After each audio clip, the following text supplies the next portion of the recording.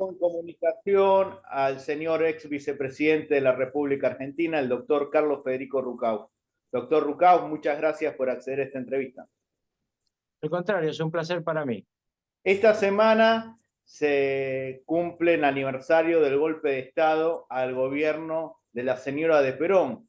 La izquierda siempre hace una interpretación de lo que es el 24 de marzo, los liberales también, pero muy poco se habla de que derrocaron un gobierno constitucional, un gobierno peronista de la señora María Estela Martínez de Perón, que usted fue ministro. ¿Qué nos puede decir de esta fecha tan trágica y de la figura de la señora presidenta? Bueno, en primer lugar, que había elecciones en octubre de ese año, elecciones presidenciales.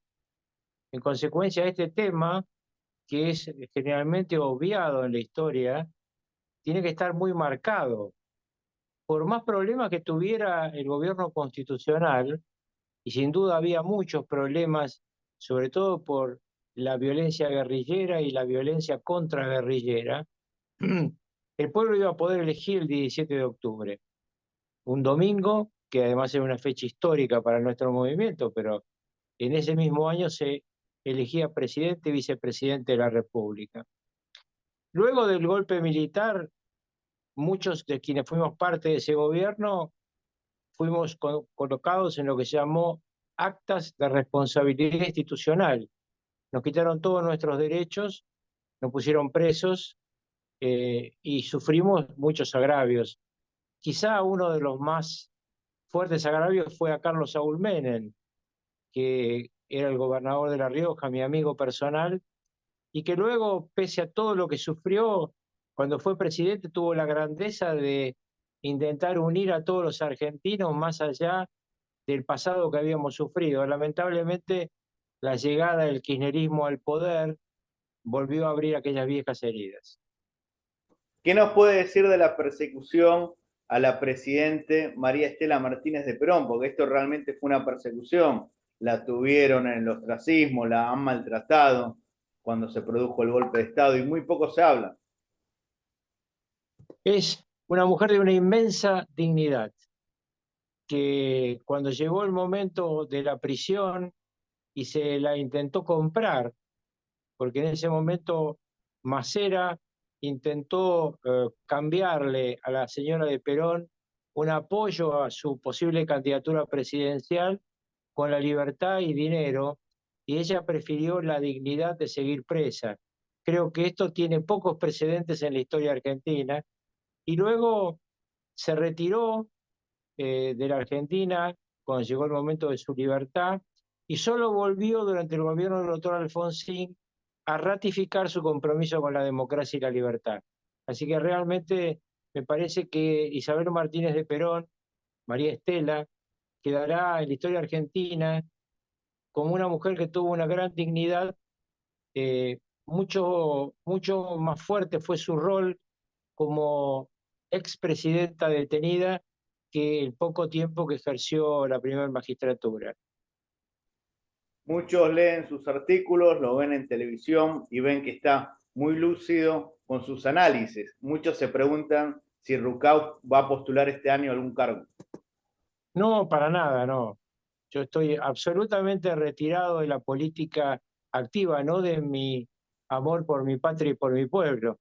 Mientras muchos periodistas se convirtieron en políticos, yo soy un político que se ha convertido en analista y que fundamentalmente me dedico a explicar el mundo, que lo conozco mucho y que siento una gran frustración cuando el actual gobierno hace una política exterior tan errática, tan perjudicial para los intereses de nuestra patria, porque no saber lo que quiere el mundo de nosotros y no saber qué queremos nosotros del mundo es un grave pecado. Nelson Mandela, con el que tuve la oportunidad de hablar personalmente en 2 oportunidades, siempre decía que cuando los poderosos del mundo quieren algo que uno tiene, hay que saber negociar para obtener lo mejor para nuestro pueblo o prepararse para defenderlo. Y Argentina tiene alimentos, litio, gas, petróleo y algo fundamental que es el agua. Pero además de tener agua dulce, estamos al lado de la mayor reserva de agua dulce del planeta, que es la Antártida. Y eso va a ser un tema de mucha discusión después de 2045. Todos los países del mundo, especialmente las grandes potencias, van a querer explotar esa reserva de agua y lo que hay abajo. Y Argentina tiene que tener una preparación muy clara para ese momento. Yo seguramente no estaré, pero me interesa para las generaciones de mis hijos, de mis nietos y de los de ustedes, que la Argentina esté preparada para defender lo propio. Hoy, ¿cuál es el gran problema de Argentina? ¿El narcotráfico o la corrupción? Y van de la mano. El narcotráfico ha crecido exponencialmente de 2005 en adelante y la corrupción también. Cuando hay políticos muy corruptos, el crimen organizado trabaja más cómodo.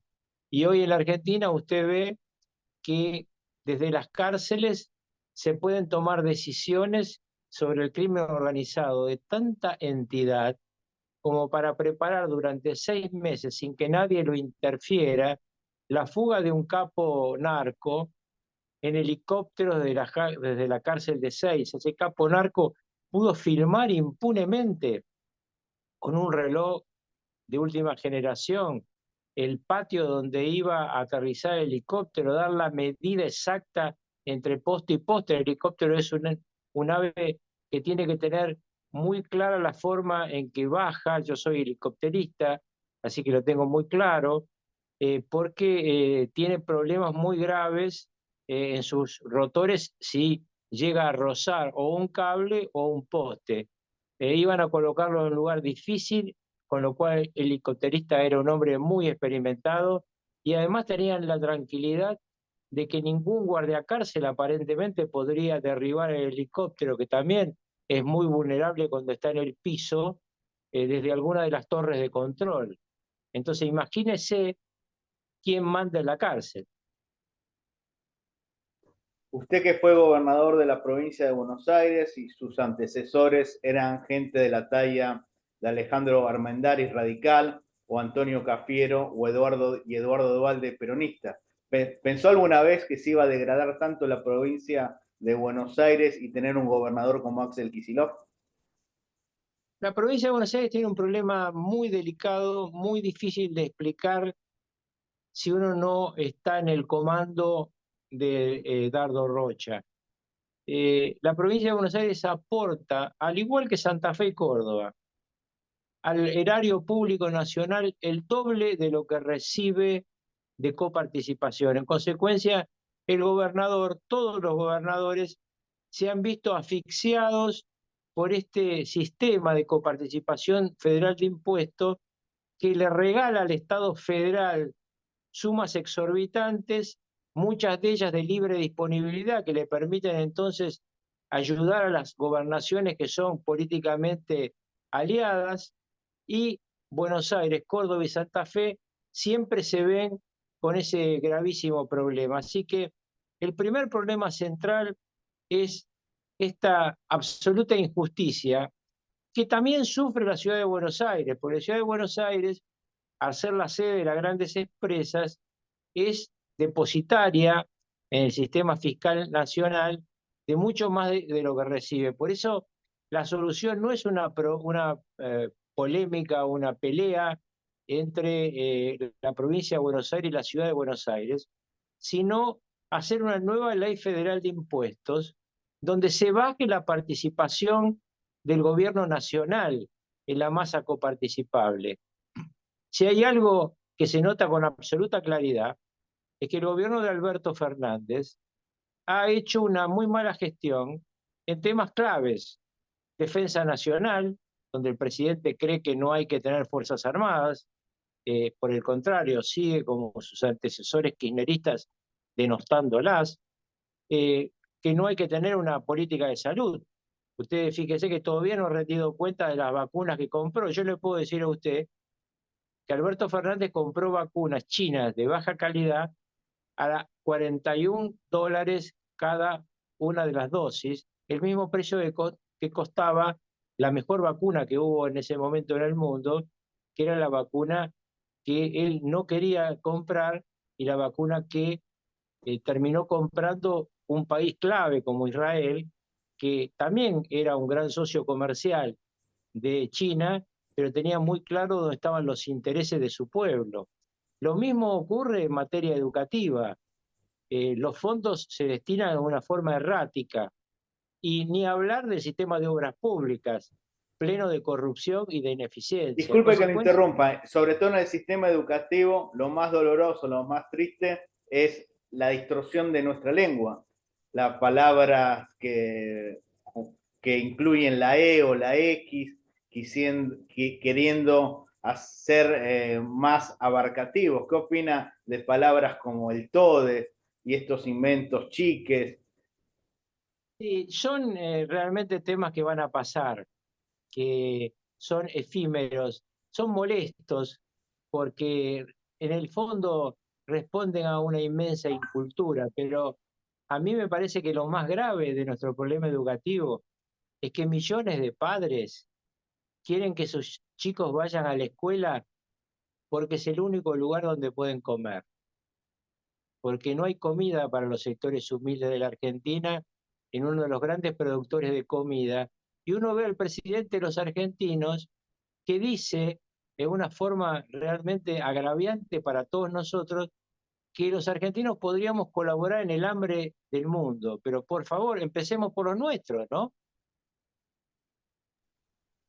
Hay una decisión muy acertada que usted tomó cuando asumió la gobernación en el año 99, ya hace casi un cuarto de siglo, que era nombrar en el Ministerio de Seguridad a un héroe de la patria, a un veterano de guerra de Malvinas como Aldo Rico. Antes se hablaba de un líder mesiánico que ponga orden como Bolsonaro, ahora se habla de Bukele, pero cuando usted hablaba de orden y seguridad, le decían que era un fascista. ¿Qué nos puede decir de la importancia de que Argentina valore a los héroes de Malvinas y a los militares que lucharon contra el terrorismo para resolver esta situación? Claramente, le decía hace un rato, yo estoy escribiendo un artículo justamente sobre el tema de las Fuerzas Armadas. Las Fuerzas Armadas y de Seguridad, desde el comienzo del kirchnerismo, han sido limadas, han sido atacadas, han sido denigradas. Y ahora cuando surge un drama tan grande como el del narcoterrorismo, aparece el planteo de mandarlas a Rosario desarmadas. Así que no solamente las denostaron, sino que al momento de ponerlas en operaciones, las quieren poner para que sean blancos móviles. Yo creo que nuestras Fuerzas Armadas son claves en el pasado, en el presente y en el futuro. Hace un rato hablábamos de esa frase de Mandela, que hay que, cuando uno tiene lo que el mundo quiere, hay que prepararse para negociarlo bien o para defenderlo. Bueno, si uno no tiene fuerzas armadas, no solamente desde el equipamiento, desde los buenos salarios, sino desde el respeto y la dignidad, es muy difícil pedirles el sacrificio que siempre significa servir a la patria en un Y combate, no porque solo ahí en momentos ayuda. de crisis, sino en tiempos de paz. El tema cartográfico, topográfico que realizan las Fuerzas Armadas es muy importante. Sí, pero además de eso, las Fuerzas Armadas, ese mismo cuerpo de ingenieros al que ahora lo quieren mandar desarmado a Rosario, ha hecho tareas muy importantes en el mundo eh, con los cuerpos de paz. Es famoso el hospital que hicieron en su momento cuando estaba la guerra en los Balcanes. Es famosa el aporte de las Fuerzas Armadas en momentos clave de nuestra historia muy reciente. Por ejemplo, el tema vacunas. En los lugares donde nadie podía llegar, ahí llegaban nuestros hombres y mujeres de las Fuerzas Armadas a La vacunar a sanidad los militar. sectores más humildes.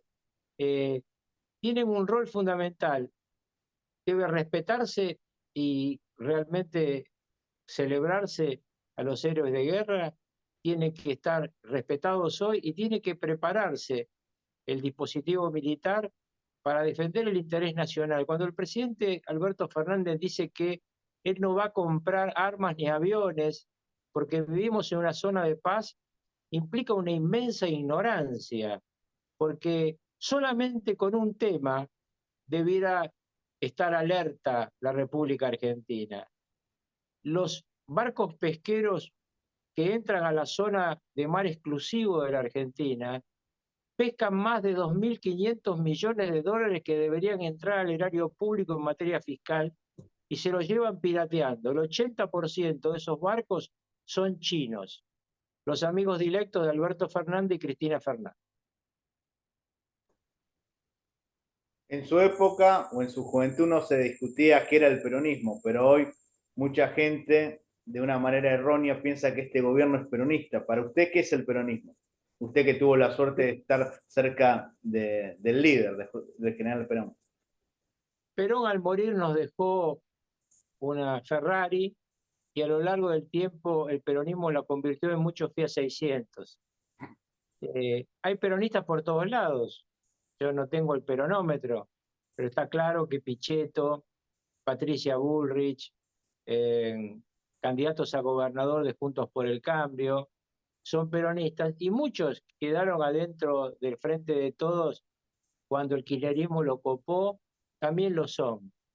Me parece que el esfuerzo que en este momento está haciendo Schiaretti y Urtubey en el sentido de armar una especie de renovación, aunque venga Schiaretti de la misma edad que yo, son hechos oportunos y útiles para el futuro. Pero este gobierno va a perder las próximas elecciones y lo va a perder porque cuando se hambrea al pueblo, el pueblo no acompaña, por más que le digan qué es lo que no es. En consecuencia, hay que prepararse, en primer lugar, para un nuevo gobierno constitucional y aquellos que siguen militando políticamente, que no es mi caso, sobre todo los más jóvenes, deberán preparar una renovación que haga que el peronismo sea una alternativa republicana y democrática. Cuando habló de dirigentes políticos, excluyó a Guillermo Moreno. ¿No lo considera un peronista No, nacionalista? sí, no, como, no, por supuesto que sí, como no lo voy a considerar. No, no, mencioné a los que aparecían como candidatos presidenciales por fuera del espacio del actual frente que gobierna. Hay muchísimos peronistas en diversas posiciones y obviamente Moreno, Cuneo, hay un montón de compañeros que están presentando por pequeñas fuerzas políticas y que están haciendo un inmenso esfuerzo porque no tienen aparato económico, no tienen aparato de difusión para defender las ideas históricas de nuestro movimiento y yo les tengo cariño y respeto. La última pregunta. Bergoglio, el Papa, ¿es peronista? No, Bergoglio es un jesuita que tiene la doctrina social de la Iglesia que la Iglesia tuvo todo el tiempo. En todo caso fue Perón el que abrevó de la doctrina social de la Iglesia para el conjunto de ideas y doctrinas que empaparon la visión del movimiento nacional justicialista desde su inicio para proteger a los que menos tienen. La convergencia entre el movimiento nacional justicialista y la visión de la Iglesia Católica, Apostólica y Romana no tiene que ver con un papa, tiene que ver con un proyecto común. Pero los que dicen que el Papa era de Guardia de Hierro, ¿qué opina? Pero es una forma de limarlo a Bergoglio, al que yo lo conocí, un hombre muy austero, muy serio, a veces demasiado serio, con muchas cicatrices del pasado, porque defendió a mucha gente en los momentos más difíciles y algunos lo acusaron de cosas que no hizo, y entonces esos dolores en la gente de bien perduran en el tiempo. Hoy es el pastor que conduce la Iglesia Católica y muchos le piden en la Argentina que meta los pies en el barro de nuestra política. Él metió, cuando era joven, los pies en el barro a favor de los humildes y hoy tiene la obligación de dar un mensaje ecuménico y obviamente para un papa, la guerra que está destrozando al pueblo ucraniano tiene una trascendencia humana que no tiene la pelea política de nuestro país. Muchísimas gracias, que viva la patria. Y que viva la patria. Para más información, por favor, suscríbanse a mi canal de YouTube. Muchas gracias.